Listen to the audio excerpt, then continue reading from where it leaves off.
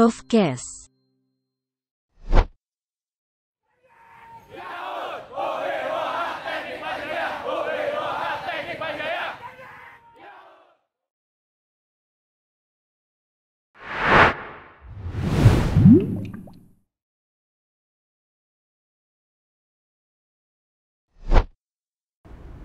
Assalamualaikum warahmatullahi wabarakatuh. Selamat siang para pencinta, para pemirsa Profcast FTUI yang budiman, yang selalu memperhatikan perkembangan Fakultas Teknik Universitas Indonesia.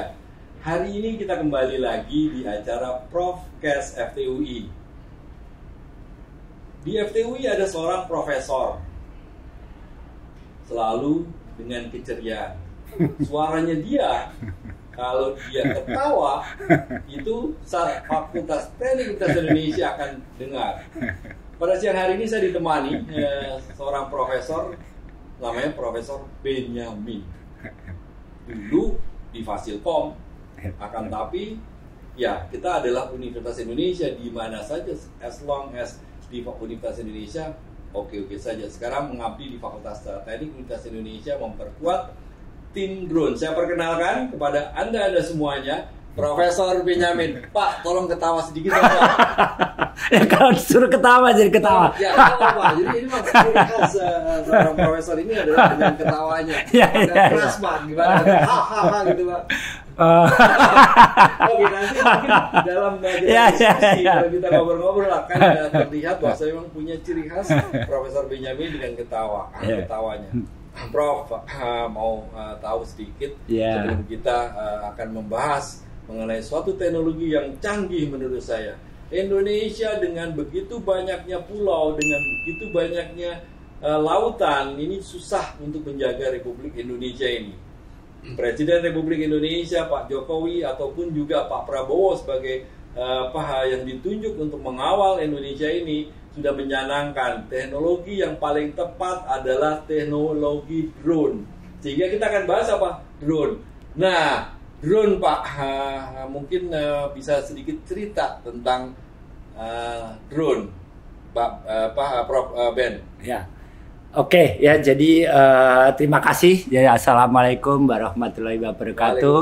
Terima kasih Pak Dekan yang sudah mengundang saya untuk ikut di Profcast. Ya, jadi ini mungkin acara yang sangat menggembirakan dan penting, saya pikir, untuk membumikan hasil-hasil riset dari FT ya. Jadi supaya lebih membumi.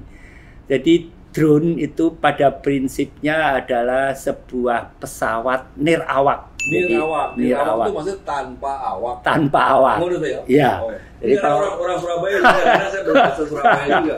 Ya, nah nirawak itu kalau bahasanya unmanned. Jadi ada yang mengatakan bahwa unmanned itu berarti bukan laki-laki gitu.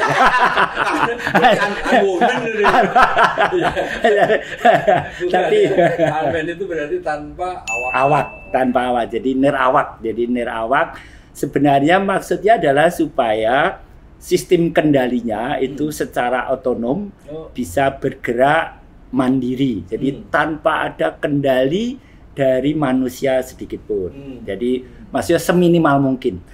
Jadi misalkan ada pesawat terbang, bahkan sebenarnya roket itu juga bisa jadi unmanned gitu ya, roket gitu pada prinsipnya. Tapi biasanya yang drone itu adalah pesawat terbang, baik yang bersayap tetap maupun yang bersayap baling-baling. Jadi pakai baling, maksudnya pakai baling-baling ya, baling-baling. Nah, drone itu biasanya sebisa mungkin tidak dikendalikan oleh manusia. Jadi sistem kendalinya tertanam di dalam komputer yang dimasukkan ke dalam drone itu, sehingga manusia hanya tinggal memasukkan point to point. Jadi misalkan dari FT ke rektorat misalnya. Mungkin kita bicara dari Jakarta ke Cirebon. Dari Jakarta ke Cirebon, ya. Jadi itu nanti dia langsung berangkat sendiri ke Cirebon pada tempatnya. Betul. Yang sudah ditentukan. Betul. Nah, masalahnya adalah selama penerbangan dari Jakarta ke Cirebon itu terjadi perubahan environment, lingkungan yang menyebabkan perubahan kecepatan. Nanti dulu. Ya, oke. Kita baru bicara tentang drone itu adalah suatu pesawat yang bisa dikendalikan tidak membutuhkan pilot atau tidak membutuhkan orang ada di dalam drone. Cukup dikendalikan dengan komputer untuk bisa dari satu tempat ke tempat yang lain. Nah ini sebenarnya ini menarik. Nanti kita akan coba dalami lagi. Tapi sebelumnya, kenapa sih kok Anda tertarik untuk bikin riset tentang drone? Sejak kapan Anda bicara FTUI atau Anda ini bicara tentang riset drone? Ya, sebenarnya begini. Jadi ceritanya itu adalah ketika saya tahun 2009. Sekarang 2021, berarti sudah hampir 11-12 tahun. 12 tahun. Jadi saya pindah dari Fakultas Ilmu Komputer seperti Pak Dekan bilang ke Fakultas Teknik. Saya memang pulang dari Jepang itu tahun 93 sudah mengembangkan tentang Artificial Neural Networks. Jadi AI itu memang bagian dari studi saya. Nah, ketika saya di Fasilkom, saya menggunakan itu sebagai sistem pengenal pola. Nah, ketika saya pindah ke elektro oleh ketua departemen waktu itu, Pak Asyal, diminta untuk mengajar di bagian kendali. Nah, padahal bidang saya sebenarnya di bidang mungkin dekat ke teknik komputer gitu. Nah, kalau di bidang kendali, maka saya harus, karena bidang saya itu artificial intelligence, dan saya sebenarnya sama sekali tidak mengerti tentang kendali, karena biasanya kendali itu berkaitan dengan matematik. Anda kira profesor, kalau profesor langsung bisa belajar apa saja dan terbukti kan? Iya. Bisa juga. Ya. Nah, makanya terus apa yang saya bisa lakukan dengan AI untuk kendali? Nah, oleh karena itu saya maka mempelajari dan menerapkan pada sistem kendali. Pertama-tama saya merasa emang agak diketawain sama orang kendali. Karena ketawanya itu ya Pak. Terus terang karena pertama AI itu memang dikembangkan berdasarkan untuk pattern recognition. Jadi bukan untuk kendali. Nah, terus yang bergerak di bidang kendali itu hanya sedikit. Pattern recognition kangelan bahasanya. Sistem pengenal pola. Contohnya. Jadi biasanya kita untuk membedakan, bagaimana menerapkan absensi dengan wajah, mencari wajah di antara 1000 wajah, kemudian 3D, karena itu pola. Mantap. Jadi itu pola. Jadi awalnya seperti itu. Kemudian pindah ke kendali. Maka harus menggunakan AI untuk kendali, dan itu memang memakan waktu. Jadi mungkin hampir selama 5-6 tahun kita ngoprek gitu salah gitu ya. Kemudian baru kita menemukan metodenya dan kemudian kita patenkan. Gitu. Nah, patennya apa? Sistem kendali berbasis AI. Nah, itu yang kita. Jadi akhirnya nanti dipakai di drone. Di drone, ya. Aplikasinya di drone. Pas banget. Bahwasanya ada kebijakan pemerintah tentang mengawal Indonesia dengan drone. Jadi tolong nih Bapak-bapak pemerintah Indonesia, kalau ada kesulitan tentang drone, Prof jangan hubungin saya, hubungi Prof drone. Jadi sudah dari tahun 2011 tadi, sudah 11 tahun dari 2009 tadi ya dikatakan saya sudah menggeluti mengenai drone. Nah, tadi sudah coba didorongkan dari point to point, artinya dari Jakarta bisa ke misalnya Semarang, atau mungkin ke Makassar lintas pulau, atau mungkin ke Palembang yang lintas pulau juga. Ini bisa menggunakan drone. Ini untuk apa Pak? Untuk ngawasin area aja, atau mungkin bisa untuk ngirim barang atau segala macam? Ya. Sebenarnya fungsinya luas, jadi bisa kemana saja fungsinya. Masalahnya adalah memang kalau sistem kendali yang otonomus itu kan harus menghitung beban. Jadi beban berkurang, dia harus mengimbangin karena jangan sampai karena beban berkurang tuh kecepatan jadi lebih tinggi dan segala macam itu. Nah, itu bagaimana kalau ada angin, nah, perubahan. Tadi kan Anda katakan bahwa saya nggak gampang sebenarnya drone ini. Tidak hanya sebenarnya udah kita menerbangkan suatu pesawat itu sampai di tujuannya kan, tapi tadi Anda sudah bicara tentang sebenarnya nggak mudah, ada permasalahan environment. Tadi boleh ceritain kira-kira masalahnya apa saja sih kalau kita ingin ngeriset tentang drone ini? Iya. Jadi pertama yang paling penting adalah bagaimana sistem berbasis AI itu bisa menggantikan sistem berbasis AI model matematik, artificial intelligence. Ya. Jadi kelebihan dari AI itu adalah kemampuan untuk belajar. Jadi dia bisa belajar dari perubahan persamaan matematik yang dipengaruhi oleh environment. Ini profesor ini. Jadi saya terjemahkan, dia lagi terbang nih. Ternyata ada angin yang berlebih. Iya. Dia sensornya akan menangkap angin dan mengatur sistem drone. Iya, secara otomatis. Kalau gue harusnya lebih dari profesor.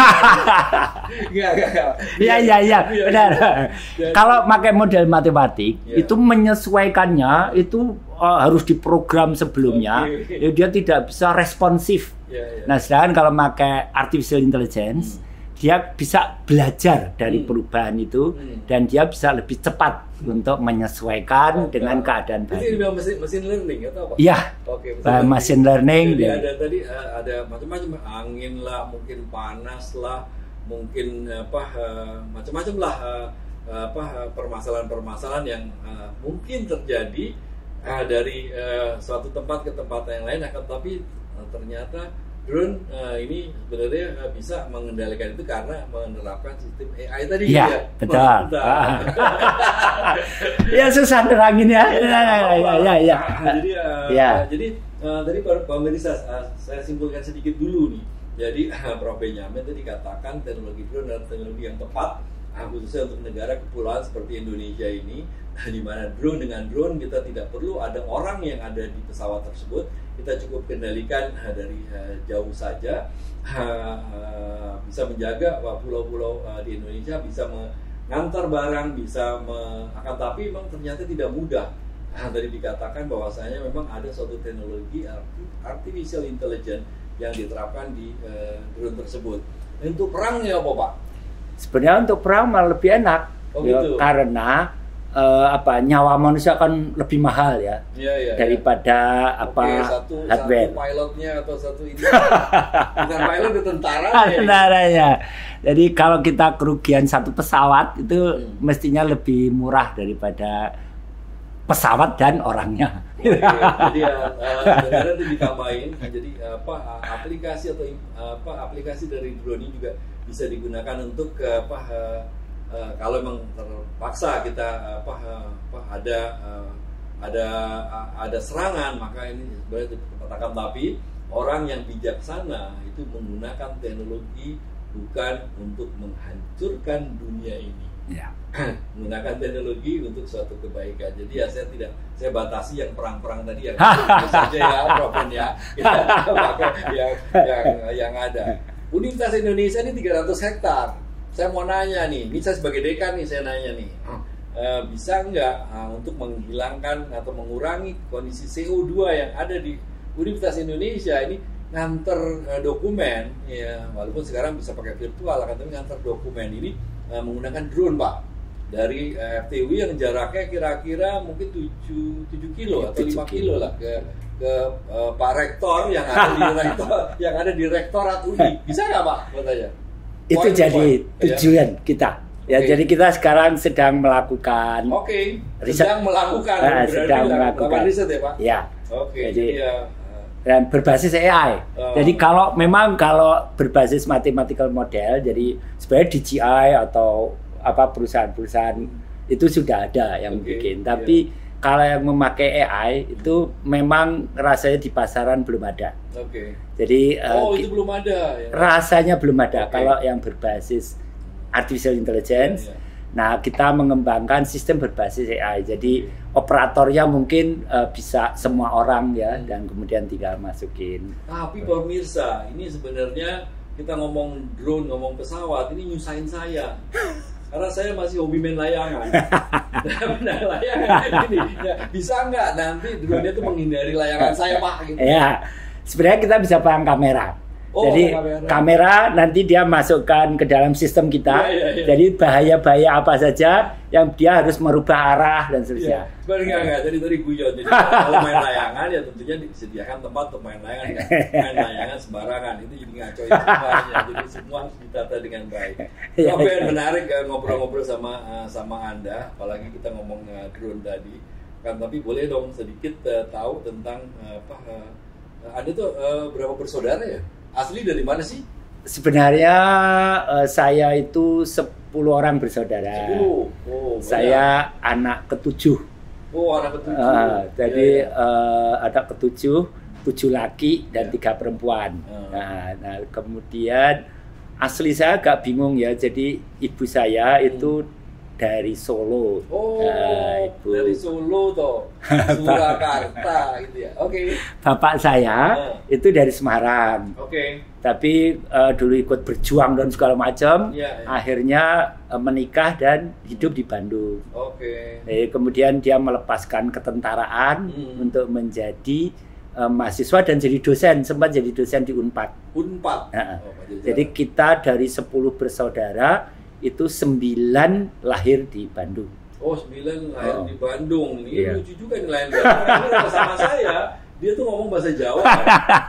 Karena tadi masih ada daerah Semarang sama daerah Surakarta tadi, walaupun lahirnya di Bandung. Yang jadi dosen atau yang jadi akademisi cuma Anda sendiri atau? Tidak. Ada 3 orang. Jadi karena bapak dulu pensiun dosen, rasanya anaknya ada 3 dari 10 itu dosen. Oke, mana saja kalau boleh tahu?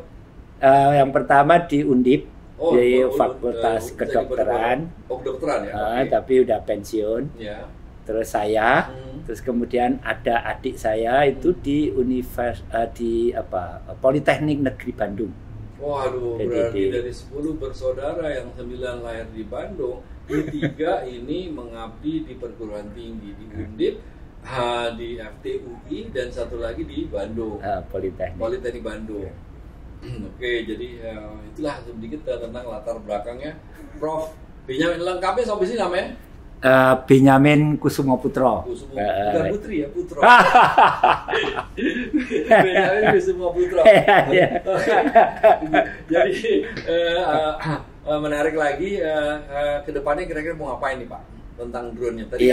Ini tolong diingat ya pemirsa bahwasanya rasa-rasanya ya tadi Robin katakan pengembangan teknologi drone yang menggunakan AI itu belum banyak atau mungkin bahkan belum ada. Baru ada di Fakultas Teknik Universitas Indonesia. Hubungi Prof. Benyamin, jangan hubungi Henry D.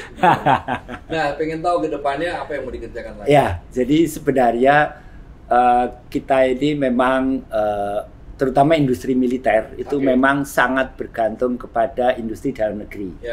Karena apa? Karena banyak cerita bahwa industri militer itu chip-chip elektroniknya itu menyebarkan informasi keluar juga bisa menyebarkan informasi keluar. Jadi alangkah sangat berbahaya ketika industri militer memakai elektronik dari luar, itu mungkin akan ada kebocoran informasi. Itu yang pertama. Jadi yang berbahaya adalah ketika kita merasa bahwa kita seperti mengendalikan sesuatu. Padahal orang lain yang mengendalikan. Karena informasi itu juga terkirim ke mereka dan mereka punya teknik untuk bisa mengendalikan. Itu yang paling berbahaya. Ini juga menarik. Bukan berarti kita tidak suka dengan produk luar negeri, akan tapi perlu kehati-hatian. Yang disampaikan oleh Prof. Benyamin adalah perlu kehati-hatian kalau kita ingin menggunakan produk-produk luar untuk produk dalam negeri, khususnya untuk kemiliteran, karena memang mau tidak mau mungkin data kita juga bisa menjadi data miliknya mereka. Jadi akan lebih baik mungkin kita buat sendiri kali ya. Kita buat sendiri. Rasa-rasanya sumber daya alam Indonesia banyak banget yang bisa digunakan. Ada komentar tentang sumber daya alam Indonesia? Sebenarnya orang-orang Indonesia yang pintar itu banyak. Oh, Pak, Indonesia banyak. Tidak hanya di Fakultas Teknik, Iya, benar. Jadi kalau kita bisa bersama-sama, rasanya kita akan bisa. Ini garis yang kedua nih, bersama-sama. Jadi gotong royong itu tidak hanya mudah untuk diucapkan, akan tapi yuk kita kerjakan. Terus apa lagi, Pak? Bersama-sama, terus kemudian Jadi kan modal sumber daya manusianya ya. Modal sumber daya manusia. Sumber daya alam untuk drone itu sebenarnya bisa tersedia banyak di Indonesia. Sebenarnya mungkin yang paling penting adalah industri baterai. Industri baterai. Ya. Wah, ini ada Pak Luhut nih. Pak Luhut ada industri baterai, Pak. Karena baterai itu sangat supaya bisa mengangkat lebih jauh ya kalau untuk drone kecil. Tapi kalau untuk pesawat sih memang pakai bahan bakar. Ya. Kalau ngomong baterai, sebenarnya udah ada teman-teman dari metalurgi dan material yang mengembangkan riset tentang baterai. Memang kalau kita bicara baterai, tantangannya adalah bagaimana membuat baterai sekecil mungkin, tapi kapasitasnya besar. Karena dengan volume yang besar, maka ini juga mempengaruhi daya tempuh nantinya. Iya, setuju. Betul. Tadi yang dikatakan Prof. Benyamin seperti itu. Jadi ini juga message untuk teman-teman dari metalurgi, tolong segera risetnya. Katanya sih dengar-dengar sekarang sudah bisa memanfaatkan ampas kopi untuk material substitusi baterai listrik katanya. Iya. Teman-teman dari metalurgi FTW ya. Tapi itu kita tunggu. Jadi kembali lagi untuk drone. Jadi ya sebenarnya tadi disampaikan bahwasanya SDM atau sumber daya manusia Indonesia itu hebat-hebat. Tinggal yang belum masih harus didorongkan adalah ayo kita kerjasama. Dari mana pun asalnya Anda, asal kita mau kerjasama, ini pasti kita Indonesia akan lebih hebat katanya. Nggak usah bikin drone, mungkin bikin apa saja bisa. Apalagi didorong dengan keberagaman sumber daya alam yang ada di Indonesia.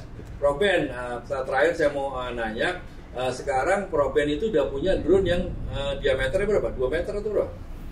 Diameternya 2,4. 2,4 meter. Iya. Dan dengan berapa baling-baling itu? 6. Bukan grab, 6 baling-baling. 6 baling-baling. Iya. Mantap. Jadi itu ada kalau Anda pengen lihat, masuk ke tour virtual gedung ISEL FTUI. Di situ ada produknya Prof. Benyamin untuk drone-nya 2,4 meter. Mau bikin yang lebih gede lagi? Enggak. Baterainya. Oke, baterainya yang mohon maaf, kata enggak tadi bukan enggak kepingin. Sebagai seorang researcher pasti dia akan membuat sebesar-besar, tapi memang dibutuhkan dukungan. Nah, dalam kesepakatan ini Prokes juga bertujuan untuk ngasih tahu sebenarnya kepada masyarakat di luar kampus, khususnya industri, bahwasanya ada orang-orang hebat dengan penelitian-penelitian yang menurut saya bisa mudah diaplikasikan. Tapi mari kita teruskan dengan membangun triple helix atau pentahelixnya ini. Jadi ayo orang industri datang ke sini, khususnya yang mau dari militer, mau dari segala macam datang kalau mau bicara tentang drone, kerjasama dengan Prof. Ben, insya Allah secara knowledge, keilmuan sebenarnya sudah dikuasai oleh Prof. Benyamin. Bisa. Menarik sekali ngomong. Ada yang ingin disampaikan kepada pemirsa berkaitan dengan drone atau segala macam, silakan. Ya, oke. Ya, sebenarnya riset dengan ketawa ya. Riset tentang drone itu sebenarnya bisa kita lakukan. Kita membutuhkan mahasiswa-mahasiswa yang dedicated. Kemudian karena kita bekerja dengan AI, maka sebenarnya banyak yang bisa diaplikasikan dalam banyak bidang. Jadi bukannya drone. Nah, jadi belajar di lab kita itu akan belajar mulai dari yang paling mudah sampai yang paling susah, dan kita juga mengadakan kerjasama dengan Universitas di Korea, di Jepang. Jadi rasanya kita ingin menunjukkan bahwa kita mampu untuk berkarya seperti mereka.